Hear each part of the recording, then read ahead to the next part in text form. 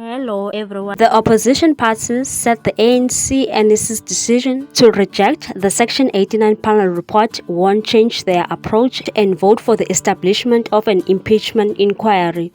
ANC Acting Secretary General Paul Mashatile told the media following Monday's special NEC meeting that the party will vote to oppose the establishment of the inquiry. He addressed the media shortly before the party's parliamentary caucus met, where he communicated the decision to members.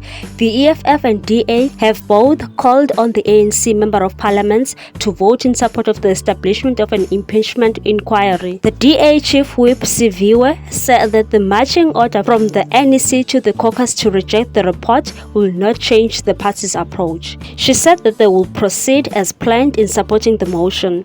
The party also had its request for a roll call voting system rejected by Speaker Nosiviwe Mapisa-Nqakula. One NEC and caucus member who spoke to the Eyewitness News said that the NEC was mostly in agreement with the position to reject the motion.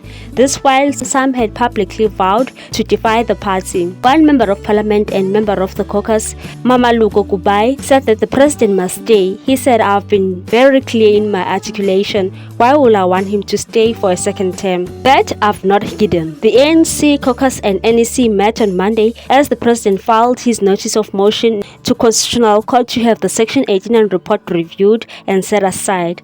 In the application for review, Ramaphosa stated that the court should order that any steps taken by the National Assembly pursuant to the report were equally unlawful and invalid. Share your views on this one. Thanks for watching. Please subscribe for more news.